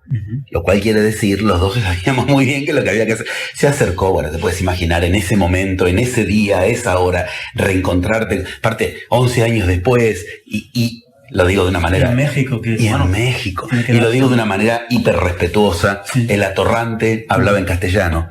Y él allá no me habló una sola palabra en castellano. Yo estuve todos los días que estuve ahí, no me hablaron en castellano. O sea, él entendió todo lo que yo decía. Claro, está muy bien, son estrategias. Porque así, si yo hablaba mal de ellos, ellos se daban, ¿entiendes? Lo que tienes que demostrar, tu veritas, tu olodumare, tu dignidad. Bueno, la cuestión es que se acercó aquella mañana. Bueno, el reencuentro fue emoción pura. Y en ese punto se volvió a dar un contacto, un encuentro. Bien, pasaron unos meses. Cambia el Papa, todo esto que estamos diciendo, y él va a venir a Buenos Aires. Y yo tengo el honor de que viene a mi plenario a dar 2 horas de charla. Viene, lo digo y se me hace un nudo en la vida, mira, no en la garganta. Y acepta traer un objeto sagrado quero para que yo se lo lleve al Papa, junto con mi investigación. ¿Y qué me trae? Yo lo tengo filmado, el momento en el que en el plenario él me da esto adelante de toda la gente, o sea, él cuenta la historia, yo no te la estoy pudiendo forzar, la contó él y está filmado. Una piedra muy extraña, y nos dice, esto no es una piedra, esto es un meteorito, trozo de un meteorito, con una carga especial magnética que hace 3000 años tiene mi cultura, dice él, tiene mi cultura, y que tiene la historia grabada de mi cultura, y ahora está grabando la historia de lo que hoy estamos haciendo aquí. Él dice, algún día tendrán la tecnología para sacar las imágenes grabadas, como grabamos en una cassette, o grabamos, es lo mismo, en un grabador, nos parece imposible, es la misma lógica. Y él dijo, esto llegó a mí, ellos a mí me ungieron Quero allá, me hicieron un ritual que se llama Tuncarpay, que me consideran de la realeza Quero. Creo que en el viaje iniciático tienes una fotografía. En el otro camino, ¿verdad? Sí, señor. Bueno, ahora la editorial la pone atrás en todas las los libros. Claro, en la editorial lo ponen. Pero sí, efectivamente. En el otro camino yo tengo el DVD donde pongo algunas partes de esto grabadas, de las filmaciones del viaje. Ya me consideran de la realeza inca, yo lo digo solamente porque hacia el tema, no me la paso ubicando esto, pero lo tomaron tan en serio que me confían, me dice, esto me llegó a mí, de generación en generación, de Pachacútec en Pachacútec, y me hace el ritual de unción, me lo pasa a mí. Y va a llegar a donde tenga que llegar. Si el Papa lo recibe, lo recibe. Si no me queda a mí, yo le dije, no, en ese caso te lo devuelvo. ¿Por qué? Porque yo la verdad que entre dárselo al Papa y guardármelo, yo quisiera guardarlo. Entonces, para, digamos, exigirme a mí mismo, ¿me entiendes? Digo, no, si no yo te lo devuelvo a ti. Pero él me está dando el objeto que conjuga, que guarda la memoria de toda su raza. No 500 años, 3000 años de raza, él dijo.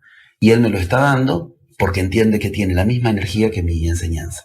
Entonces, yo le voy a llevar el 11 de diciembre esto con una notita explicativa de que esto me lo dieron por esto otro, por la historia oculta de Cristo, por la investigación que hice, entonces me dieron esto. Volvamos a nuestra ecuación base, lo mismo que une separa. Si la iglesia separó a los queros de la humanidad, a los incas de la humanidad, los queros son los últimos descendientes puros de la raza inca, sumos sacerdotes a los que el conquistador no pudo tocarle un pelo, porque ellos se protegieron con energía, que son las cosas que nos enseñaron después cuando estuvimos allá. Si la humanidad se fue separada de esa grandeza por vía de la iglesia, ahora la iglesia también puede unirla por esa vía. Y se une todo. El objeto quero, llamarlo objeto me parece una falta de respeto. Ellos lo llaman cuya. Cuya significa afecto.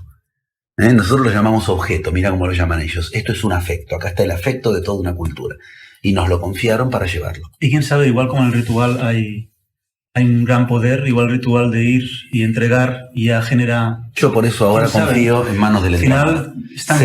Magia es todo lo que sucede es para bien. Claro. Si eres mago, ojo. No, porque después vienen y te preguntan, pero a mí me nació un hijo, contá, ¿qué me vas a decir que todo lo... No, pará, todo lo que sucede para bien es una frase de mago para mago. Si tú sigues el camino de la magia, sí, se te comprometerá que todo... Entonces yo digo, todo lo que suceda será para bien. Si ese día no me dejan entrar al Vaticano, será... Y ahora, si me dejan entrar y casualmente me encuentro sola con Bergoglio en el baño, lo digo de una manera, y justo nos encontramos ahí, tengo un minuto para hablar, será para bien. Yo ya entiendo que ahora está en manos de algo mucho más grande que yo, que tú y que cualquiera de nosotros, el entramado universal. Lo que sí sé es que de verdad estoy colaborando a que haya nueva era con estas cosas. O sea, no nos tenemos que dar a esperar a que la ciencia, la política, la economía o la religión nos resuelvan las cosas. Estamos haciendo algo para que la gente conozca lo que Cristo enseñó. ¿Qué? 2 puntos. Generar realidad propia. Eso es lo que hace un Dios. Y Cristo nos dijo que tenemos que reencontrarnos con nuestra divinidad. Generar Dios en nosotros. Y para eso hay 11 pasos, y esos 11 pasos Cristo los enseñó con estos 5 conceptos, que cuanto más los investigas, más te llevan a esos 11 pasos. Y al final estamos hablando de no solo de empoderarse, si está bien aplicada la palabra en este caso, o de recuperar el poder como seres humanos, dejar de ser lo que otros, ¿no? nos han proyectado, o hemos dejado proyectarnos, elegir la experiencia vital. Y es terrible. Hace un rato me hicieron una nota de una radio y me preguntaban por qué la humanidad está como está. Y yo les decía que está como dicen las profecías que tienen que estar. ¿Por qué? Porque efectivamente, ¿cómo no vas a vivir descorazonado, lleno de ira, lleno de desinterés? Ellos me decían, la gente no mira los ojos a los demás, a nadie le importa nada. Yo decía, pero por supuesto, si nos han convencido que nuestra realidad no depende de nosotros, entonces ¿qué vamos a hacer? No me resuelven la realidad, entonces...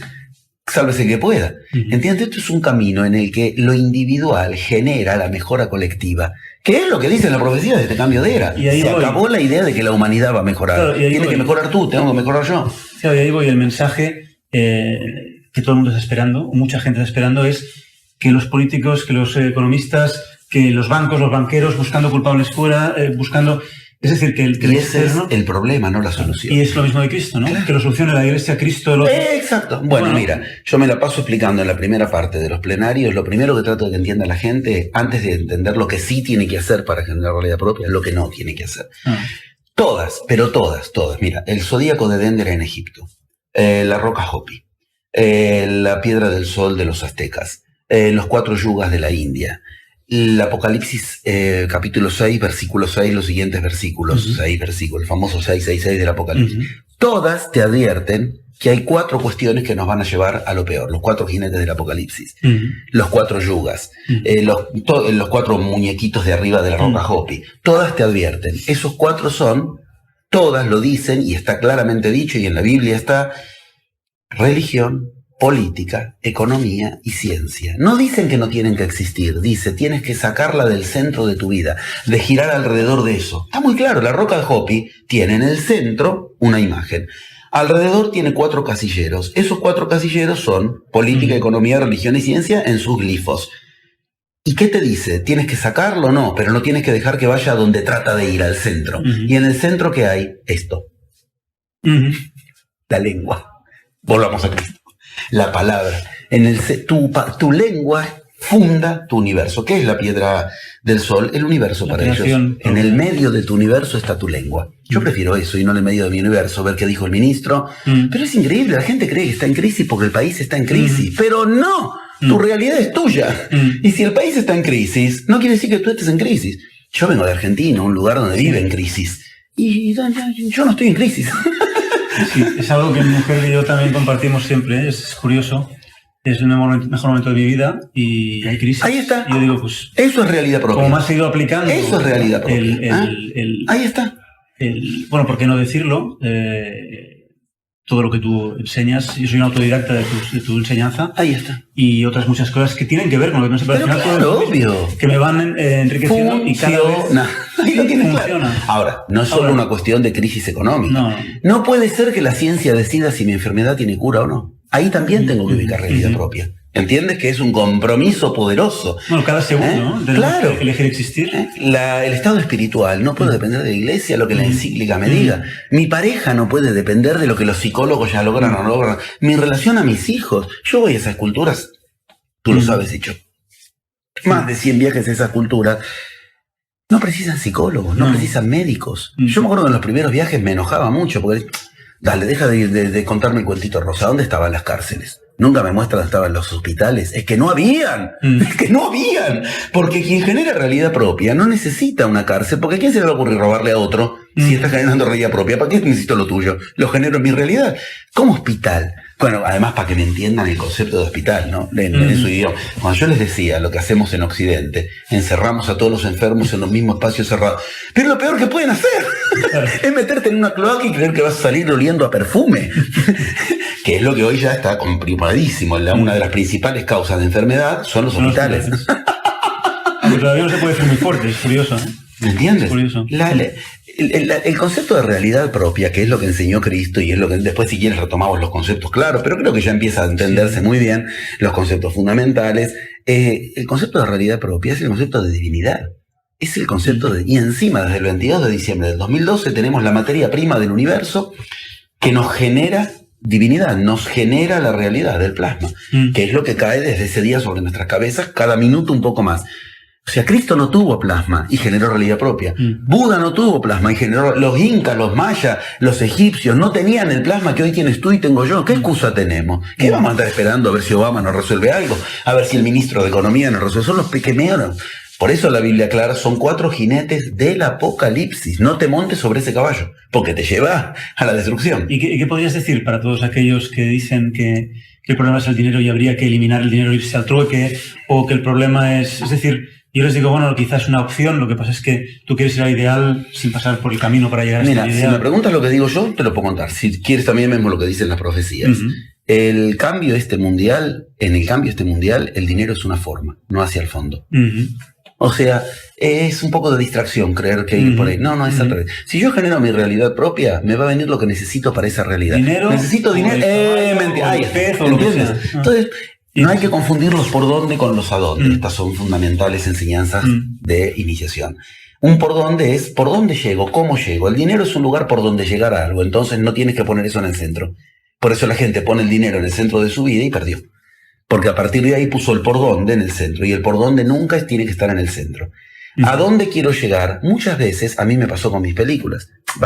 Yo digo mis, en un acto de ilusión al respecto de que efectivamente sentirme parte de la cuestión, pero parecía que lo que faltaba era dinero, que por eso no se podía hacer. El estribillo de siempre, ¿no? Más de un país tercermundista, conseguir 2 millones porque encima es una película con un presupuesto alto, porque el tema es fuerte, necesita 2 millones de dólares para hacer una película, por lo menos allá no es fácil. Parecía que lo que faltaba era dinero.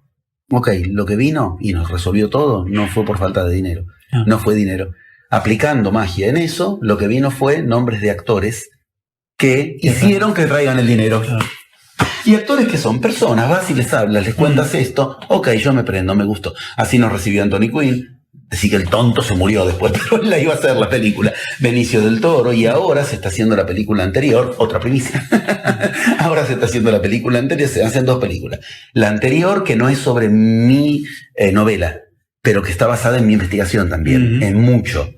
El guión ya existía, pero cuando se conectaron con nosotros, les gustó tanto que empezaron a cambiarlo y por eso nos van a poner como coproductores. La productora de lo que yo estoy llevando a cabo se llama El Otro Camino, con K. OK, quedaría o C. Y los van a poner como coproductores porque entienden que hemos ayudado mucho. Y consiguieron que en la película, que se va a llamar Ley Primera, esté Robert De Niro. Para una película basada en, al final de cuentas, un guión y una investigación de alguien desconocido en el mundo del cine. Ahí está. Ese trajo todo. ¿Entienden? En forma inversa. Para la siguiente, que es así. Esa ya va a estar basada en mi novela, que de eso escribieron un guión buenísimo. Y para esa, ya esta facilita todo. Ahora, en ningún momento nos pusimos a pedir un crédito para pedir 2 millones de dólares. Que es lo que si te comes el paradigma imperante, te intoxicaste. Preciso plata. Puedes conseguir plata. No, señor. Deja que la magia te diga cuál es la vía. Respondiendo, ¿yo qué puedo decir? Fue un trueque, no sé si fue trueque, no sé si fue plata. Lo que sí sé es que el universo me trajo lo que necesitaba. Y aunque se murió el tarado de Anthony Quinn, lo digo con todo el amor del mundo, aunque se murió a los 11 meses, cuando nos dijo Catherine, la esposa, la que es la esposa de él se murió con el personaje de tu película en la cabeza. Él ya lo tenía metido en la cabeza, nos lo dijo la esposa de él. Aunque se murió, el universo volvió a traer en el entramado y en el momento exacto. Mira cuándo se van a estrenar las películas. Ahora, con el cambio de iglesia, con el cambio de era, imagina que empiece a funcionar un poco la decepción respecto de este papa. Viene ¿y ahora de qué? Bueno, ahí viene una enseñanza originaria que te va a decir, prueba por ahí, prueba por acá.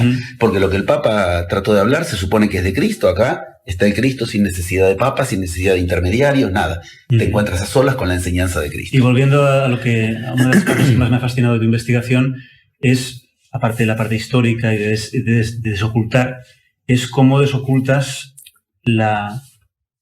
o cómo le das esa lectura. Fíjate en Cristo lo que hacía, fíjate que estaba usando esto que estamos hablando ahora. Todo el tiempo estaba usando las herramientas que tenía para comerciar, para generar. Todo el tiempo. Es decir, no simplemente lo pedía y se quedaba así parado, es que lo pedía y según lo que tenía ya empezaba a proyectar. Lo dice claramente. Lo del cumplir las profecías. Tal cual. Tal cual. Sí, o sea, él no pensaba, ¿se cumplen o no las profecías? Las voy a hacer cumplir. Bueno, con infinita distancia y con toda humildad, es lo que estoy tratando de hacer.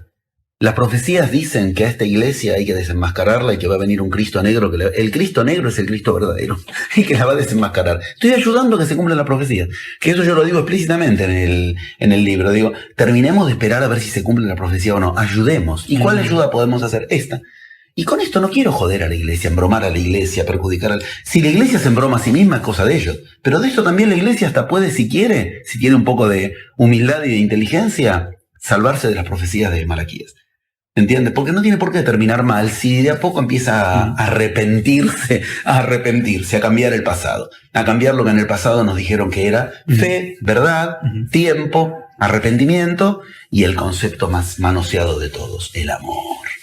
Lo que la gente entiende por amor y lo que Cristo usaba cuando usaba la palabra amor, lo que Cristo tenía en su cabeza cuando decía la palabra amor, no tiene nada que ver con lo que nosotros entendemos por amor. Y la iglesia se la pasa con el estribillo del amor, el amor, el amor, y la gente cree que para aplicar eso tiene que aplicar lo que la iglesia le hizo creer que es el amor.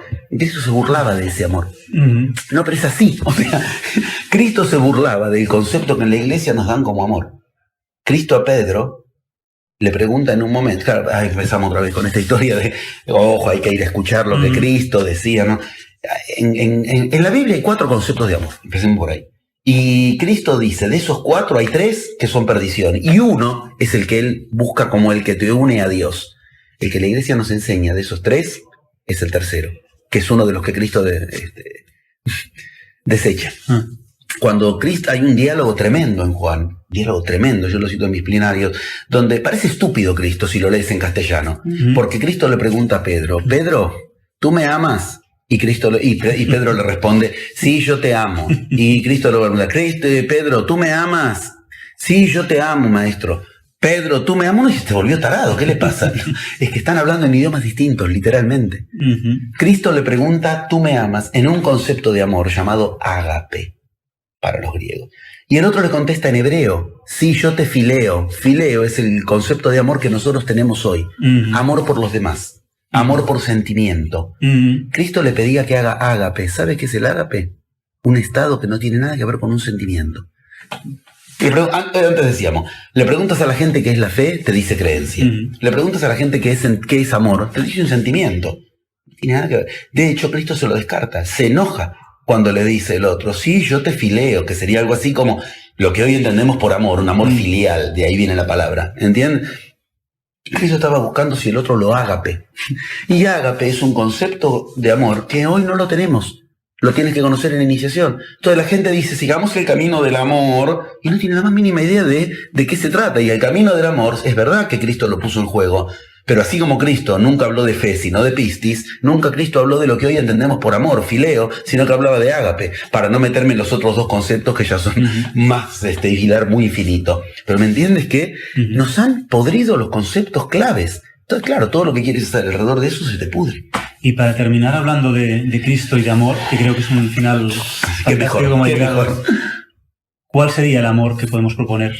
¿Ese amor? Ese amor, ¿cuál sería el amor para que nos entiendan? Yo hablo mucho del sol. Sí, bueno, te fuiste ahí, es exactamente. No es opinable, es así. O sea, cuando Cristo hablaba de amor, hablaba de ágape. Y ágape significa, es un concepto griego, tripartita, ágape, claro, el agalma de los griegos, el agatón, que era el dueño de todo eso, el dueño de casa en el banquete de Platón, y el agálmata, que es el objeto al cual le das agalma. Agalma significa, si lo tuviéramos que traducir en una sola palabra, brillo.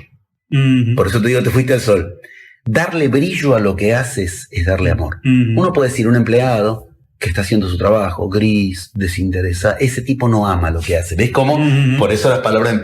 Ahora, ¿con qué le doy brillo a lo que hago? Ahí empieza el camino de la iniciación. Ahora, darle brillo a lo que haces está mal visto socialmente. Sí, claro que sí. Claro que sí. Encima se creen que es algo de que tú te quieres lucir. Sí, me quiero lucir. Y quiero que lo mío luzca, efectivamente. El camino de la iniciación es el camino de la luz, o sea, del brillo. Y esta es la era de la luz, del brillo, la nueva era. Entonces, el que no sigue el ágape va a ir a contramano de la nueva era. Ahora, ahí empieza la gran pregunta. ¿Y con qué le doy brillo a lo que hago? Remita hacia los otros conceptos. Con palabra verdadera, con fe, ¿entiendes? Ahí empieza ese juego en el que Cristo te lleva Cristo y todas las iniciaciones te llevan de concepto en concepto en esos 4 conceptos centrales y el del medio que engloba todo, que es el del amor. Ahora, esto tiene premio, por decirlo así. Cuando a lo que haces le das brillo, todas las iniciaciones lo dicen, Cristo lo diga. Es como que digamos, ahí te ayuda lo divino. Ahí empieza el juego de la magia. Cuando lo que haces le das brillo, se te producen casualidades a favor, se te produce sueños que te revelan soluciones, se te produce que Dios esté de tu lado. A Dios le gusta lo brillante. Esto mismo es lo que en manera menos poética encontré concretamente en los infinitos caminos de montaña, de selva con los chamanes.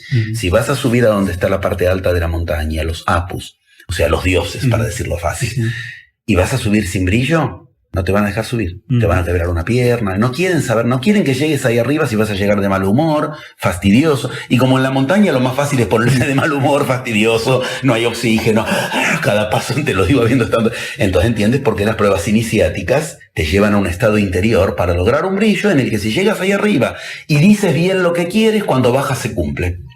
En las pirámides de Egipto, a mí me pasó, en las pirámides de Egipto entré con brillo, o sea, haciendo todo lo que aprendí que tenía que hacer. Se produjo una casualidad única que a mí, una de las cosas de la vida que más agradezco es lo que me pasó ahí adentro, que yo sabía que le había pasado a 3 personas nada más, a Napoleón, a un investigador que se llama Paul Brunton, que sé que le pasó, y a Cristo, que es que se quedó a solas adentro de la pirámide. Cuando yo entré a la pirámide, no sé qué pasó, se cerró la puerta. Había un conflicto que había como político. La cuestión es que cerraron por seguridad y se olvidaron de mí adentro. Me hicieron el mejor favor que me podían. Otro se caga de miedo. Otro sí, no tengas duda. Me dejaron adentro. Estuve como 20 minutos solo adentro. Solo con mi esposa, adentro de la pirámide. Solo digo en cuanto a yo con mi vocación, pero ella también forma parte del camino, sabe muy bien. De hecho, el guión de la película lo hizo ella. Y pudimos hacer exactamente lo que había que hacer. Terminamos de hacer eso, se abrieron las puertas otra vez y se escuchó un canto como digo, me morí, porque era un canto como celestial. Digo, uy, entré en el cielo, no me digo. Estaban entrando 2 nenes haciendo un canto religioso. A los 2 años nació el primer hijo y después nació el segundo hijo, 2 nenes. ¿Ves cómo la invocación? Ok, salgo de la pirámide haciendo ágape, haciendo brillo. El calor era imposible, no podía. Eran las épocas de los primeros mails, que tenías que ir a los locutorios, no había un celular. Entonces, basta, ya la emoción nos había desbordado. Vamos un rato a alguna galería, algún lado para tomar un poco de fresco con el aire acondicionado y de paso vemos los mails. Terminé de hacer el ágape en la pirámide. El primer mail que bajó, Damián diciéndome, en Europa se ha formado el primer grupo para que puedas ir a enseñar, ¿ves? Abre puertas. Eso es lo que trataba de decirte. O sea, el brillo, el ágape, hace que la magia se ponga de tu lado. Tú lo que tienes que ocuparte de que es de brillar. ¿Y por qué a todos los iniciados se les pone el brillito alrededor? Ahí tienes. Eso es estar en ágape. Que no tiene nada que ver con un sentimiento, con sentir amor por los demás, como nos hacen creer. Es verdad que el amor es el camino, pero el camino del amor es lo mismo que decir el camino del brillo, el camino de la magia. Y ese camino es el que hace que las cosas tengan ayuda de otro lado, por decirlo así. Mira a la gente cuando quiere seguir el camino del amor lo que sigue. Un sentimiento por los demás, que está muy bien, pero de los 4, ese no era el que perseguía a Cristo. Cristo no es que dice no hay que sentir ese amor, no es ese el que a él le interesa. Cuando él enseña amor, usa otra palabra, y esa palabra a nosotros se nos perdió con los siglos. La gente se cree que ágape es invitar a comer a alguien. Como esto se enseñó en el ágape de Platón, que era iniciado, Platón, y se enseñó en el banquete, el ágape, la gente se cree que entonces eso. El motivo por el que esto desemboca en sentarse a comer, y que parece que además es malo, porque un ágape parece una cosa de ostentación, sí, tenía que tener brillo, ¿entiendes?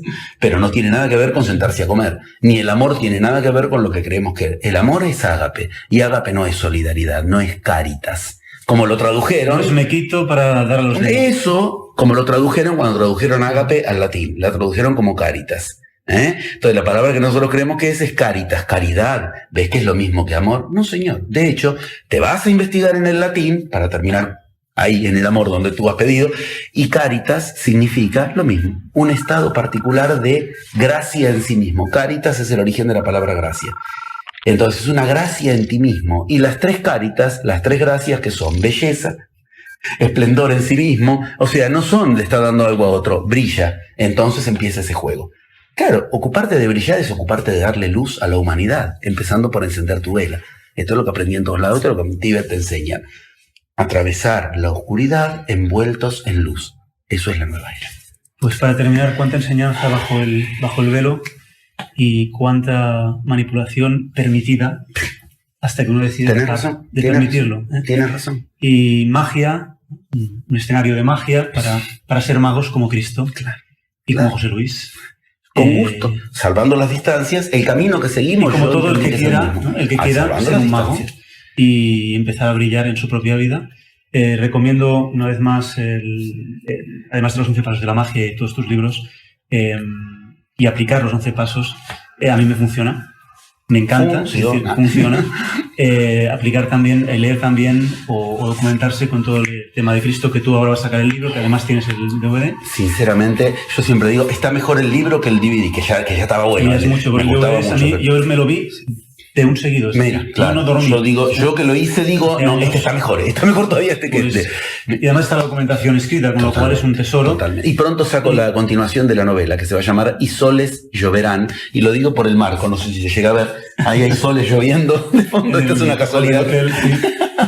Pues ahí está todo eso, y una vez más, no me avergüenzo en absoluto, sino que es un honor para mí reconocer que en los últimos años, parte de mi gran transformación, además de mi mujer, que es una psicoterapeuta excelente y una mujer muy mágica también. Me hablaste de ella. Sí, está todo lo que tú compartes, creo que es una nutrición para mí constante. Entonces me gustaría que todos los que no conocéis a José Luis investigáis un poco y sobre todo nos metáis en foros a ver qué dice la gente, investigad vosotros.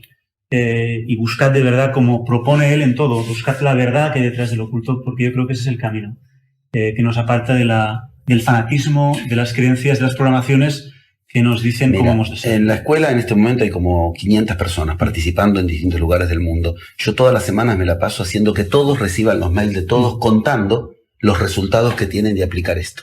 Porque así no hay fanatismo posible, no hay creencia, no preciso que crean, mira, aplico y mira lo que pasó. Y 500 personas contándoselo en distintos lugares del mundo son una semilla. Claro, y que cada uno elija cómo quiere abrazar cada conocimiento. Hablando de abrazar, permíteme. Muchas gracias. A ti. Gracias. ¿Me voy a caer? Ahora sí. Caerse en la nueva era. Si la mesa me impedía... Me hacen lo mismo. Los queros te abrazan para intercambiar energía y te hacen eso, te hacen perder el equilibrio. Y uno dice, está mal, no, es lo que tenía que suceder. Sucedió lo que tenía que suceder. Ahí está, exactamente. Pues infinitas gracias. Gracias.